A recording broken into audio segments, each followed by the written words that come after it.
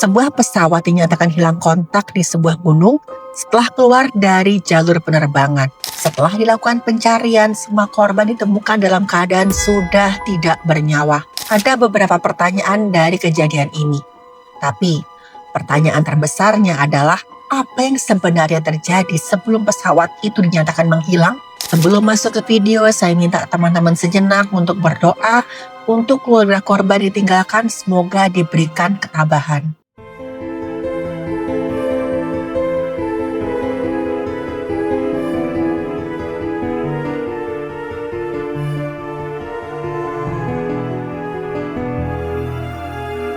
Halo, saya Dr. Stefani. Saya seorang dokter spesialis forensik dan mediko-legal, dan saya belajar dari yang mati.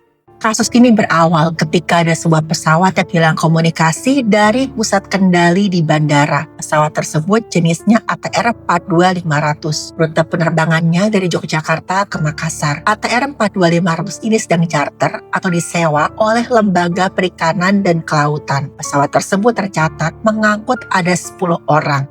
Di antaranya 7 kru pesawat dan 3 orang penumpang yang merupakan pegawai Lembaga Kelautan dan Perikanan. Tujuannya, pesawat ini akan dipakai untuk mengawasi perairan di wilayah Sulawesi. Saat itu ATR 42500 seharusnya memasuki jalur penerbangan yang sudah dirancang khusus untuk mendarat di Bandara Sultan Hasanuddin Makassar. Masalahnya tiba-tiba aja pesawat ini keluar dari jalur. Bahkan dari perhitungan, jalur yang dilewati ATR 42500 ini ada di sebuah gunung, yaitu Gunung Bulu Sarau. Udah pasti ini hal yang sangat berisiko tinggi teman-teman, karena pesawat bisa saja menghantam gunung dan terjadi hal-hal yang tidak diinginkan lainnya. Petugas kendali bandara sudah meminta pilot dari ATR 42500 untuk segera kembali ke jalur.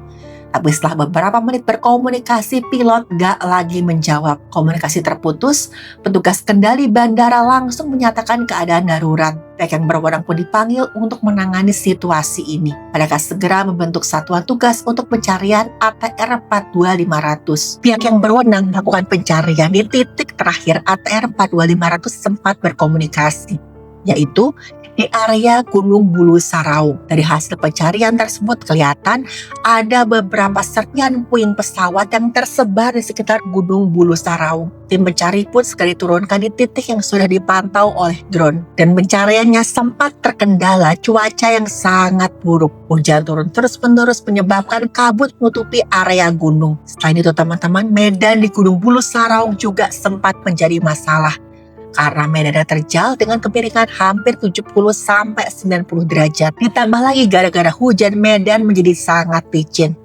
Meskipun demikian, tim pencari tetap berusaha sekuat tenaga mereka untuk menemukan para korban. Awalnya, mereka hanya menemukan puing-puing seperti bagian jendela dan juga badan pesawat. Setelah beberapa saat, tim pencari akhirnya menemukan 1 korban dalam keadaan sudah tidak bernyawa. Dari pemeriksaan awal, korban diketahui berjenis kelamin laki-laki dan tubuhnya masih cukup utuh. Korban kemudian dievakuasi dan dikirim ke tim forensik untuk diperiksa. Hasilnya dapat dipastikan bahwa korban tersebut merupakan karyawan dari Lembaga Kelautan dan Perikanan. Melihat tubuh korban yang masih cukup utuh, tim pencari berharap mungkin korban-korban yang lain bisa ditemukan dalam keadaan selamat. Pencarian pun kembali dilanjutkan. Keesokan harinya, tim pencari kembali menemukan korban dari tragedi ini. Dan gak cuma 1, tapi ada 2 orang korban.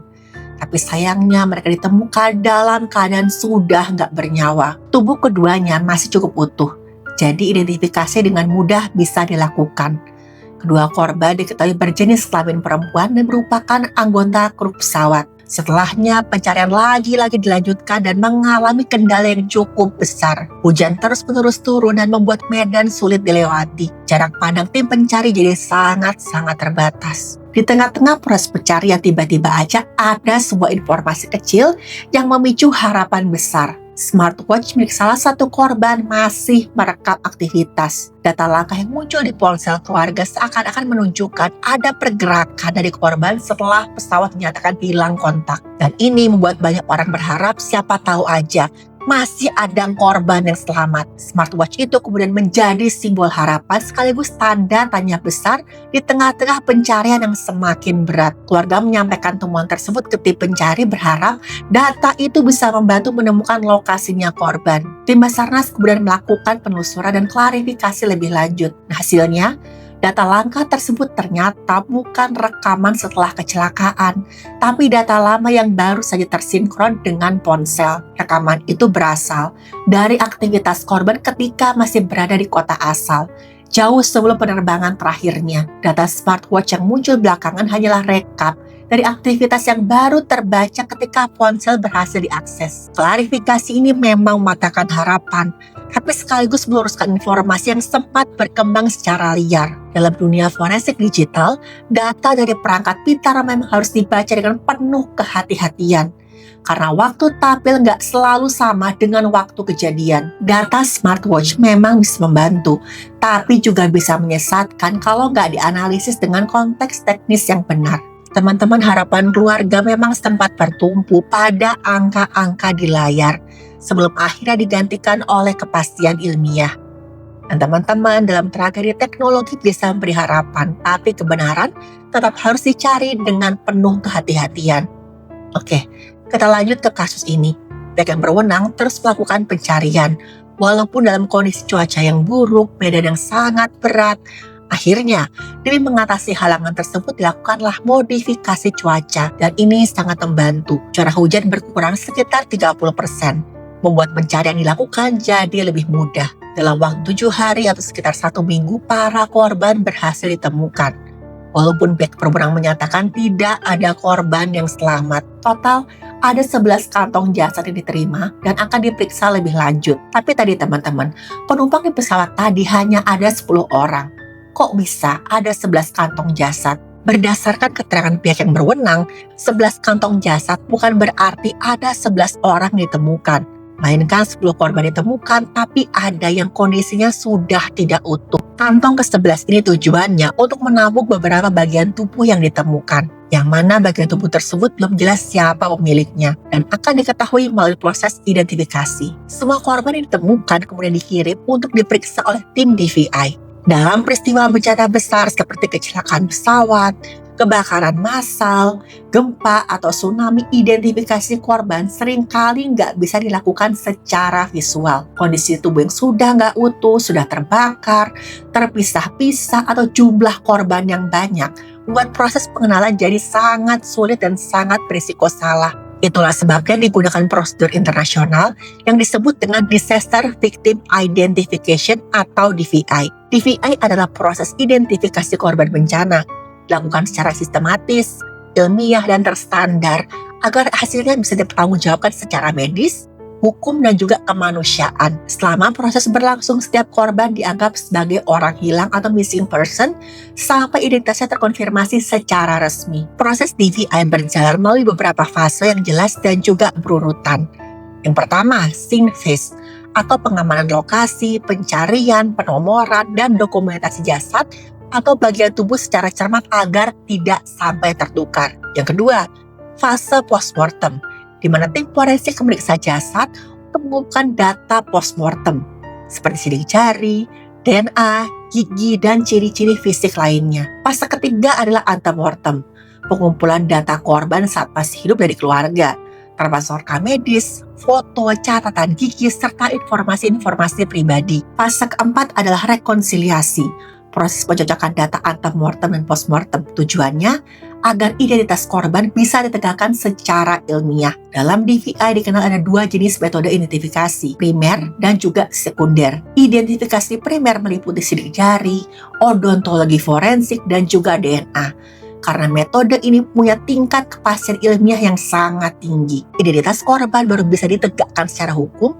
jika minimal 1 metode identifikasi primer menunjukkan kecocokan yang valid dan juga terverifikasi. Identifikasi sekunder mencakup pakaian, barang pribadi, tato, bekas luka, dan kebiasaan korban yang berfungsi sebagai pendukung. Data sekunder nggak bisa berdiri sendiri, tapi sangat penting untuk mempersempit kemungkinan dan mencegah kesalahan. Dalam kasus ini, tim DVI mengundang keluarga korban untuk memberikan data antemortem dan sampel pembanding biologis. DNA keluarga digunakan ketika sidik jari atau rekam gigi nggak bisa dipakai. Misalnya karena kondisi jasad yang sudah rusak atau terpisah-pisah. Keterangan keluarga juga membantu mengkonfirmasi detail unik yang nggak tercatat secara medis, sehingga identifikasi bisa jadi lebih akurat. Identifikasi korban harus dilakukan dengan benar, karena alasan etika, yaitu setiap manusia berhak dikenali namanya bahkan setelah meninggal dunia. Identifikasi yang tepat juga penting secara kemanusiaan.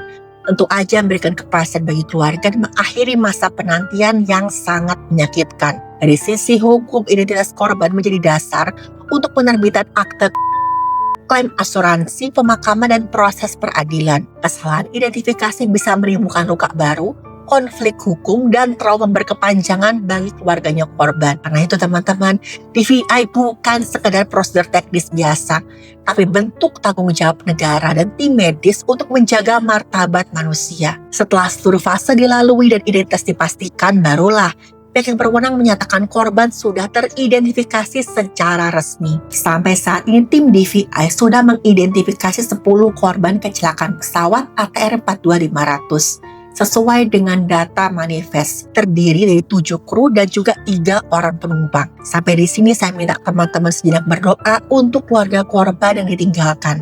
Semoga mereka semua diberi ketabahan dalam menghadapi musibah ini. Pertanyaan berikutnya adalah kenapa kok pesawat ATR 42500 bisa mengalami kecelakaan? Yang berwenang kemudian melakukan penyelidikan secara mendalam, dimulai dari memeriksa apakah ada kendala dalam pesawat sebelum penerbangan dilakukan. Menurut keterangan pihak maskapai, memang sempat ada masalah pada mesin pesawat beberapa hari sebelum penerbangan. Hal itu disampaikan oleh kru pesawat, tapi pihak maskapai langsung melakukan perbaikan tanpa menunggu lama. Karena memang pesawat itu sudah dipesan oleh Lembaga Perikanan dan Kelautan. Mereka berusaha seprofesional mungkin supaya semuanya aman. Dan juga supaya klien nggak kecewa dengan pelayanan pihak maskapai. Dan setelah perbaikan, ATR 42500 sempat melakukan tes penerbangan. Rutenya dari Jogja ke Semarang. Penerbangan tersebut berjalan lancar, nggak ditemukan lagi kendala dalam mesin pesawat. Di hari yang sudah ditetapkan untuk berangkat ke Makassar, pesawat juga sudah melewati cek kelayakan terbang. Yang pertama, pemeriksaan dokumen seperti log perawatan, rilis teknis, dan sertifikat layak terbang. Yang kedua, pemeriksaan luar pesawat. Mulai dari badan, sayap, dan ekor pesawat diperiksa untuk mengetahui tanda-tanda bahaya. Terakhir adalah pemeriksaan sistem, termasuk mesin, kelistrikan, sistem hidrolik, dan juga navigasi. Pesawat ATR 42500 melakukan penerbangan dengan aman. Tapi ketika masuk wilayah udara Sulawesi, masalah mulai muncul. Seperti yang sudah saya sebutkan di awal, pesawat sempat keluar dari jalur yang sudah ditentukan oleh pusat kendali udara. Harusnya ATR 42500 mendarat di sebuah landasan yang bernama runway 12. Tapi pesawat malah gak mengikuti jalur, malah menuju ke arah Gunung Bulu Sarau. Ketika itu petugas kendali sudah meminta pilot untuk kembali ke jalur. Masalahnya setelah beberapa saat komunikasi terputus, pesawat dinyatakan hilang kontak. Pihak berwenang mencoba menyelidiki dari faktor cuaca. Memang saat itu di sekitar jalur penerbangan ATR 42500 cuaca sedikit gak bersahabat. Ada awan jenis cumulonimbus yang terdeteksi di dekat jalur penerbangan. Awan cumulonimbus adalah awan badai besar yang menjulang tinggi. Biasanya warnanya gelap di bagian bawah dan melebar seperti landasan di bagian atas. Awan ini terbentuk dari udara panas dan lembab yang naik sangat cepat. Kemudian berkembang menjadi badai dengan hujan lebat, petir, angin kencang, dan kadang-kadang hujan es. Buat penerbangan, cumulonimbus sangat berbahaya karena di dalamnya terdapat turbulensi ekstrim atau guncangan udara yang hebat. Bisa juga menyebabkan arus udara naik turun yang kuat, angin geser, atau es yang bisa merusak pesawat dan juga mengganggu mesin. Karena itu, pilot selalu menghindari awan cumulonimbus dan memilih memutar jalur penerbangan karena melintas dalamnya berisiko tinggi pada keselamatan. Dalam kasus ini diduga pilot sedang menghindari awan cumulonimbus jadi keluar dari jalur. Tapi teman-teman, ini masih dugaan sementara.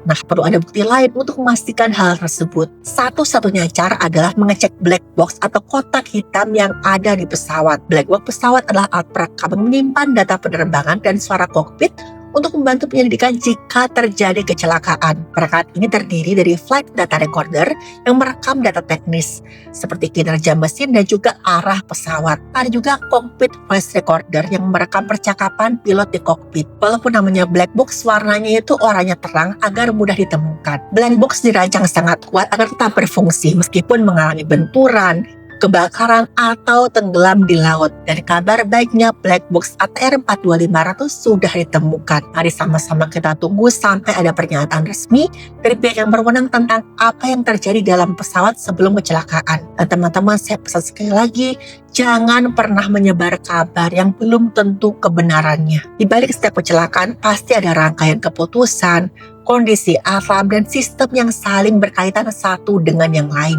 Proses pencarian dan identifikasi korban menunjukkan betapa pentingnya kerja tim, ketelitian, dan rasa hormat pada setiap individu manusia. Harapan keluarga yang muncul dari potongan informasi sekecil apapun adalah cerminan betapa manusia selalu ingin percaya pada kemungkinan yang paling baik. Tapi dalam situasi bencana, kebenaran hanya bisa dipastikan melalui proses ilmiah dan penyelidikan yang menyeluruh. Cuaca, medan, dan teknologi jadi faktor yang gak bisa diabaikan dalam dunia penerbangan. Pada akhirnya, peristiwa ini mengingatkan kita untuk menghormati proses, menahan diri dari spekulasi, dan mendoakan para korban dan juga keluarga yang ditinggalkan.